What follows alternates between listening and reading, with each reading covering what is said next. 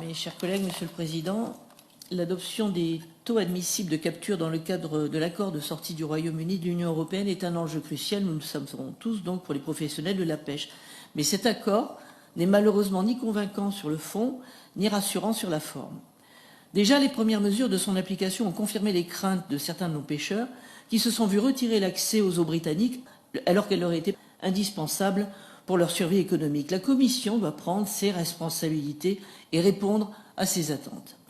Par ailleurs, il subsiste toujours de nombreux points obscurs sur lesquels la Commission doit prendre des engagements précis auprès des professionnels de la mer et plus particulièrement de nos pêcheurs artisanaux.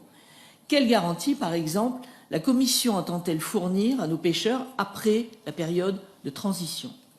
Sans clarification sur leur avenir, sans visibilité, comme vous le disiez, Monsieur le Président, point d'entreprise, point d'investissement, point de souveraineté alimentaire.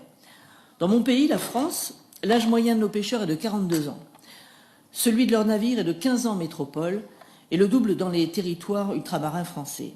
Si l'Union européenne n'est pas capable de saisir les enjeux essentiels que le Brexit impose aujourd'hui, et si elle continue méthodiquement de les sacrifier comme elle le fait depuis des années, elle signera tout simplement la mort de cette filière. Et ça, nous ne pouvons ni l'entendre, ni l'admettre.